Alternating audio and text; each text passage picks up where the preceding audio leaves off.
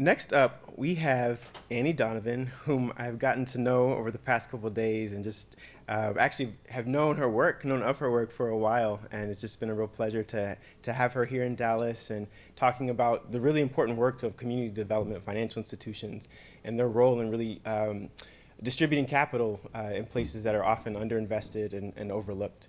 So we're going to have Annie come to the stage and talk about building wealth through empowering participation. Thanks, Annie.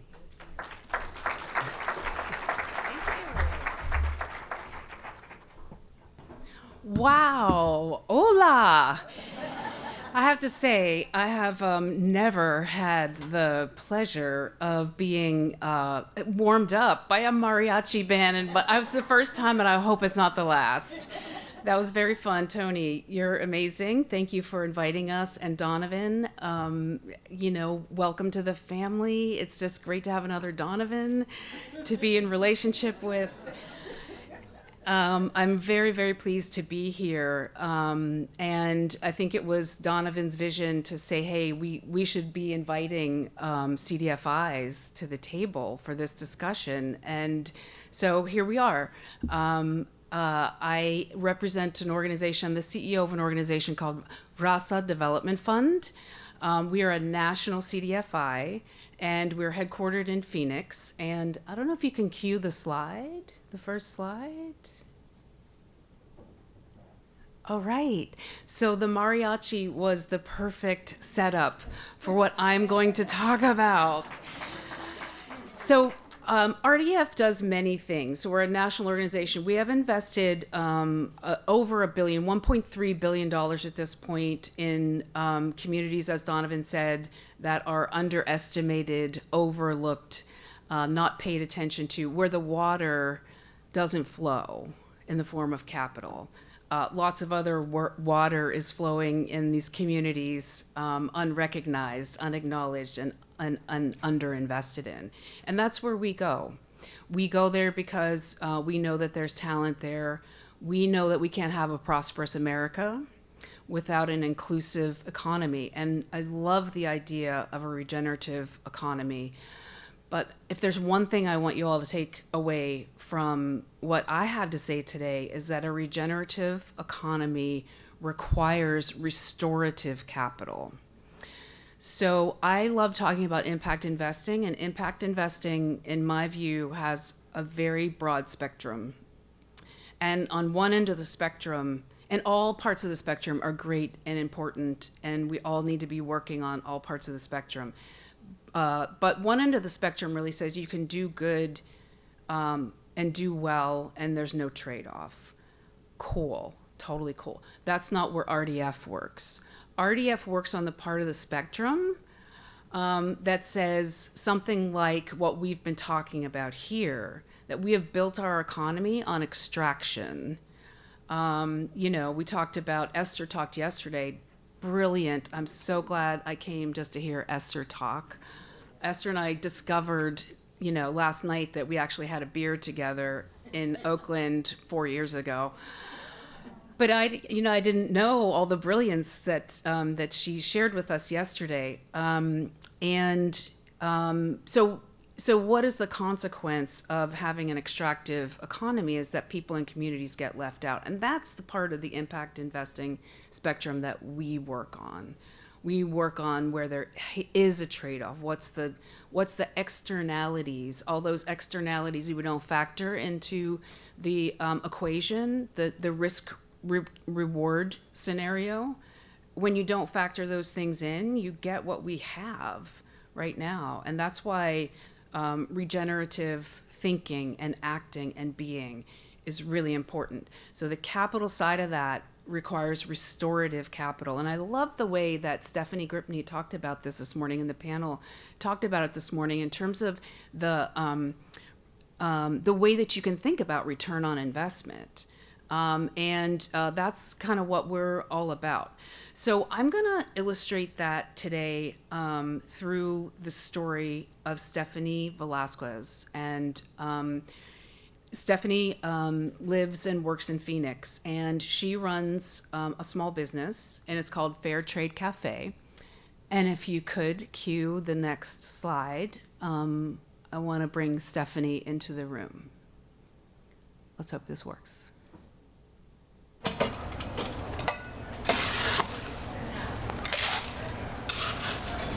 Yes, I own and operate a business. However, it's a conscientious, sustainable business. Is it going to have a positive impact or is it going to have a negative impact? And that is how the decision-making process here happens.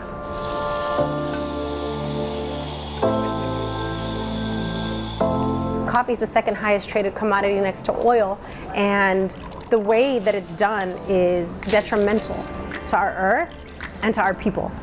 And to know that I was part of it, I felt like I just had to do something about it. Here we are, 15 years later in my brainchild. It's gonna taste so much better now. I appreciate it. Thank you. You're welcome. Have a good day.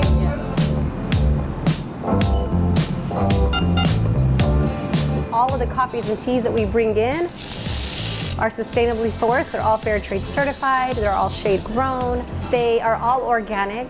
All of the products that we have here are brought in from local suppliers, and we bake everything in-house. This is why we say we're coffee with a conscience. So watching downtown grow and change has been extremely exciting. It's extremely diverse. You could go from table to table and have some incredible conversations with mind-blowing people, because as downtown changes, everything else does as well. Right on. Really, the foundation of love is how all things were created here at the shop. Being part of the community, being a truly inclusive space where all people feel welcomed. Stephanie for mayor. So how does RDF interact with Stephanie? So Stephanie, during the pandemic, came to us. We were the first source of relief for her business. She eventually figured out how to work her way through the PPP program and the other resources that were out there. But her first stop was RDF, as it often is. For folks that have trouble accessing capital. And so what we were able to do actually was take some resources we had from another funder, and it was a program for trying to accelerate an inclusive economy. And we went back to that funder and said, you got to loosen up the strings on this so we can help people right away. And they did. And that's restorative capital. So in the moment that was needed, they came in with that resource. We later made a loan to Stephanie through the Wells Fargo Open for Business program, and that's a program that also has capital in the form that allows us to make it below market and patient capital, and that's another form of restorative capital. So Stephanie got through the pandemic. She is thriving. This was a post-pandemic video, so you can see that Stephanie is thriving. But the reason I'm highlighting Stephanie today is because that's not all Stephanie did. If you remember what Esther talked about yesterday in terms of the root system and how the regenerative root system puts out nutrients into the soil, and that is what Stephanie has done. She's created great, thank you. She's created a 501c3. Her business is for profit. She's created a 501c3 called Empowering Latina Leaders, ELA. And she's doing 4 things with ELA. The first thing she did was called Mujeres Mercado.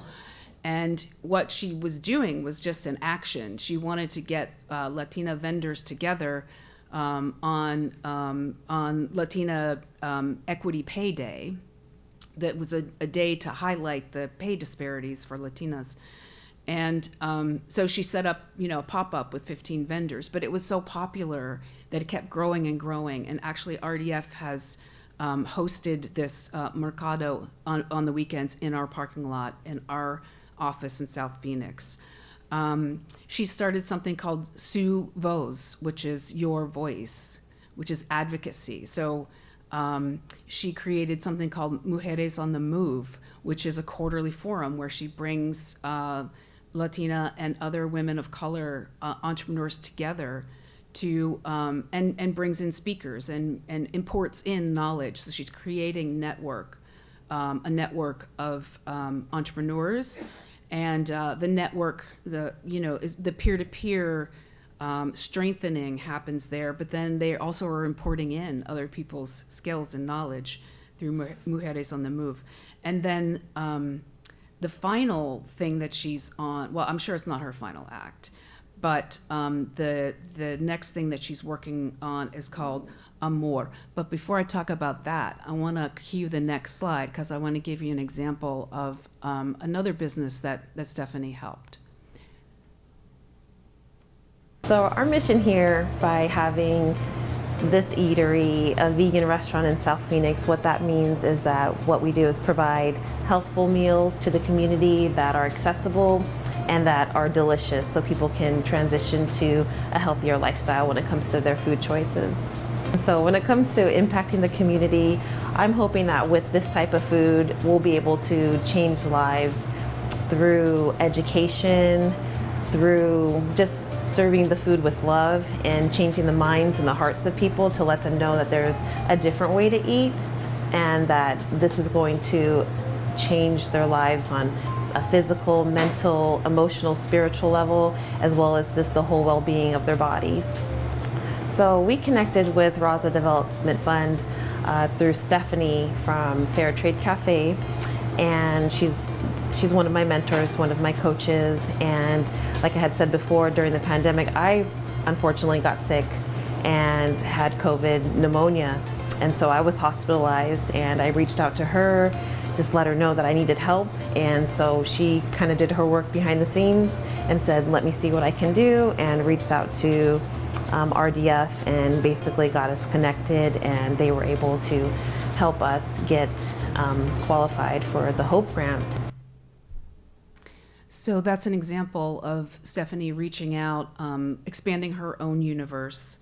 So I want to talk a minute about Amor, because that is the latest thing she's doing, where she's creating physical incubation space. So we've talked about incubators and accelerators, and so she's going to take all this amazing work and create space for it, just in the way that this space beautifully brings people together. You're in this space, you feel like you want to connect, you want to activate. You want to be thinking about the future. So she's going to create that kind of space to bring people together. And we've made a $250,000 grant for pre-development capital, so that and that's another example of restorative capital, because that's an investment. We know she's going to succeed. So that's capital that we were able to bring to the table in a way that is the kind of friends and family support that is needed at the early stages for your idea to take hold.